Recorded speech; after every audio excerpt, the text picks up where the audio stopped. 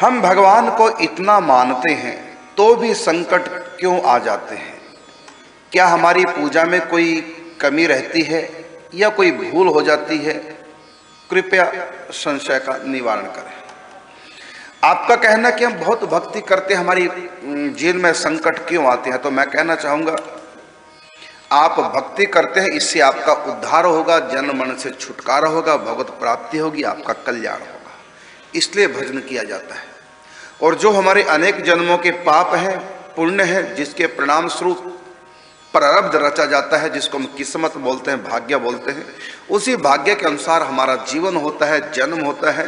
और जो भी कुछ हमको उपलब्ध होता है जीवन में, चाहे वो सुख के रूप में, चाहे दुख के रूप में, वस्तु के रूप में, व्यक्ति के रूप में, परिस्थिति के रूप में, अनुकूल प्रतिकूल, वो सब हमारा भाग्य का खेल है, हमारे कर्मों का फल है। आप कहेंगे कि हमने तो कोई अब पाप नहीं किया, हम तो बड़े अच्छे से जीवन जी रहे हैं, कोई अपराध नहीं कर रहे हैं और भगवान का भजन चिंतन करते, तो हमारे जीवन में क्यों आया ये?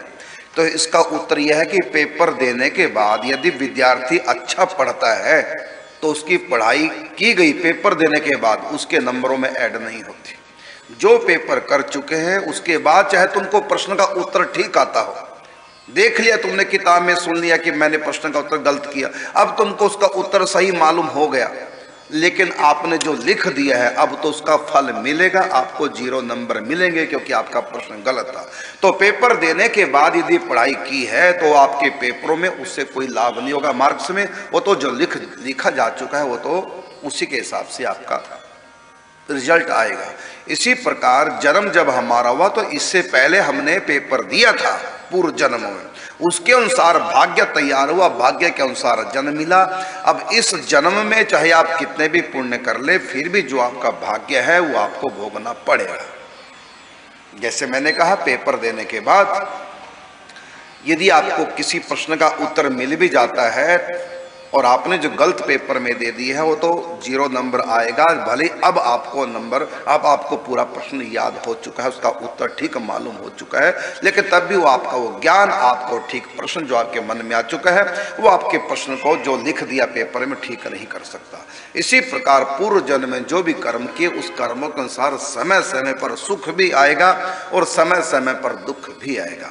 हाँ, इतना अवश्य है कि जो भगवान के विशेष भक्त होते हैं, यदि वो भगवान से प्रार्थना करते हैं तो भगवान उनकी सुनते हैं, भाग्य का लिखा हुआ मिट सकता है यदि भगवान चाहें। आपके चाहने से कुछ नहीं, भगवान चाहें या संत चाहें तो कृपा करके भाग्य परिवर्तन कर सकते हैं, बाकी और कोई भी अपने भाग्य को परिवर्तन नहीं कर सकता। भावई मेट सकहीं त्रिपुरारी, अर्थात भगवान हमारी लिखा हुआ मिटा सकते हैं। भगवान ने भी कहा कि संत वचन पत्थर के लिखा, मोर वचन चाहे पड़ जाए फीका, तो लिखा हुआ संत भी मिटा सकते हैं, भगवान भी मिटा सकते हैं, बाकी और किसी में इतनी पावर नहीं। कहा ना कि चाहे तो जग से फंद छुड़ा ले, चाहे तो जितना भाग, किस्मत तेरे साथ चलेगी, चाहे ले वैराग।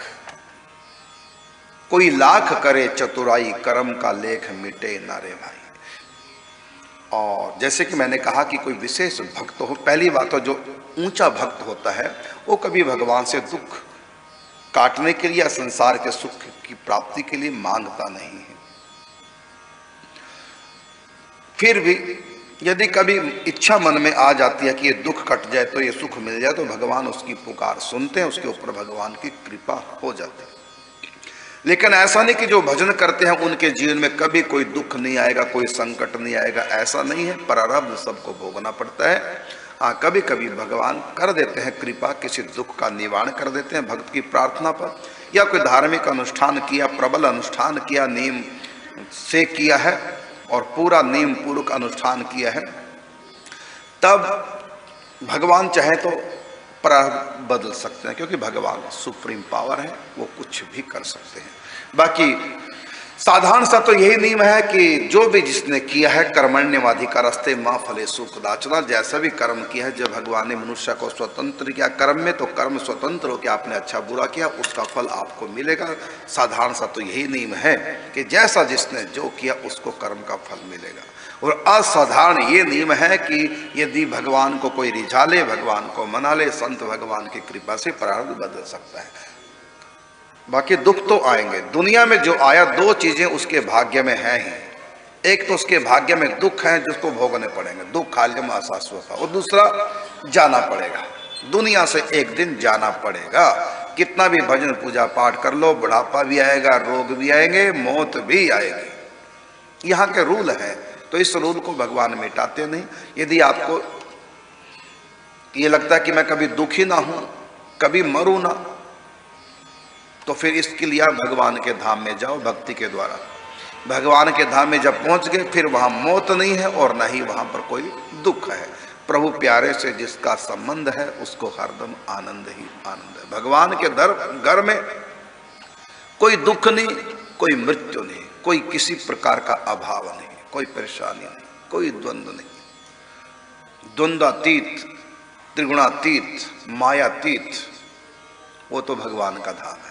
इसलिए भजन के द्वारा भगवान के धाम जाओ, शरीर छोड़ करके, फिर वहां जो भाव देह प्राप्त होगा उससे आपको सुख ही सुख मिलेगा, प्रभु का आनंद ही आनंद मिलेगा, सदा के लिए दुखों से छुटकारा, जन्म मरण से छुटकारा। यही एक उपाय है।